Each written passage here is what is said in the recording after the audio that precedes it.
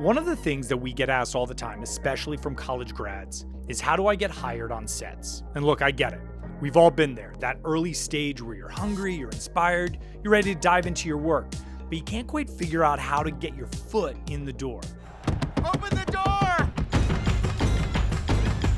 Let me in! The problem is the demand for production is growing, but budgets are shrinking. So every shoot, every role, every travel day, well, they all have to be justified. Here's the good news though. People do get hired all the time, even straight out of college. You just have to understand how documentary production actually works and how to bring value right away. So valuable, right? So today, I'm going to talk to you about what are some things that you can do to help increase your chances for getting hired on set, especially if you're right out of college. So listen up. Here's the first thing nobody tells you.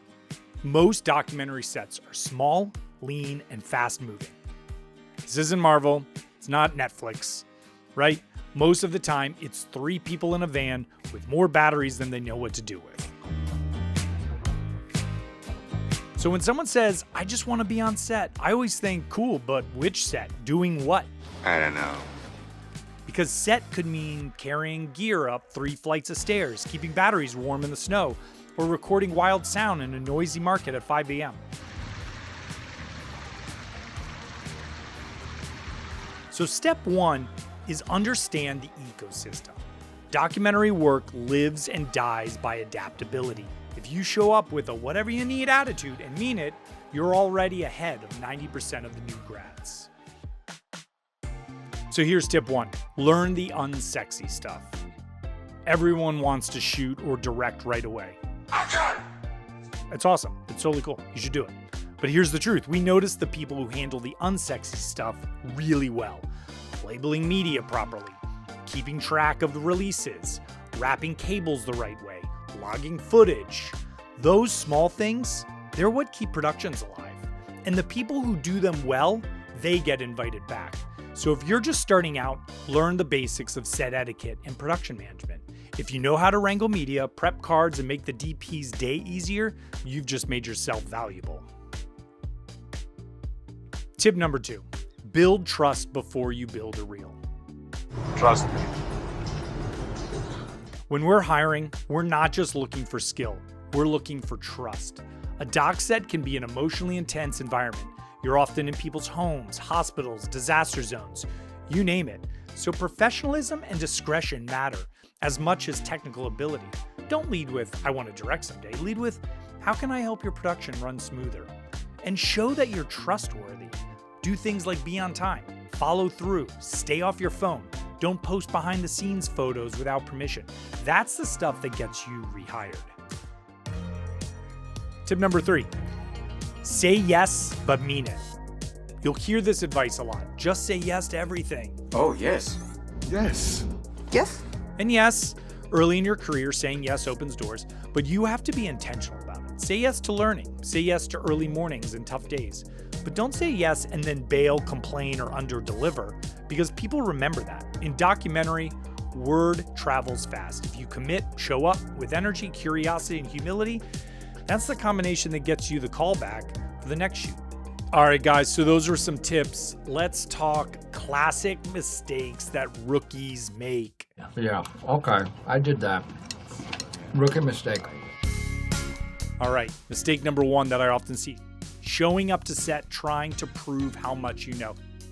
We already know you're smart. That's why we brought you on. But the best crew members are the ones who observe first, act second.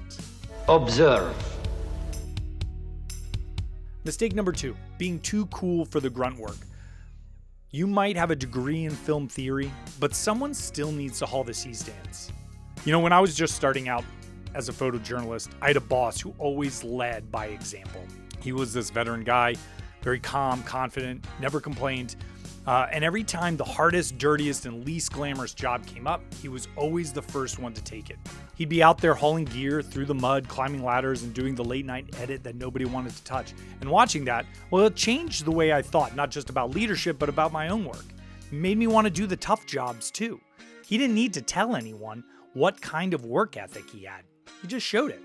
And I think that's a lesson a lot of young filmmakers miss. You don't earn respect on set by talking about your skills. You earn it by showing up and doing the hard stuff, and doing it well. Mistake number 3, not understanding boundaries. Respect other people's boundaries. Documentary subjects are characters, they're people. If you're not sure whether something is appropriate to film or post, just ask. Mistake number 4, forgetting that you're part of the team. If you wrap early, help someone else, because on small sets, teamwork is the currency that pays you back later. Thanks for your help. Look, getting hired in documentary production isn't about luck. It's about fit. Be reliable. Be kind. Bring value to the team, even when nobody's watching. And remember, every great director, DP, or producer you admire started somewhere holding a sandbag or labeling a drive. So focus on learning, not landing the perfect gig. If you care about the story, if you respect the people, and if you make the process easier for everyone else, trust me, you'll get that call. And look, when you do, make sure your batteries are charged and your attitude's even better. That's it, guys. Now go out there, make something cool. Thanks. There's your clap in between. Clap, clap, clap, clap, clap, clap, clap.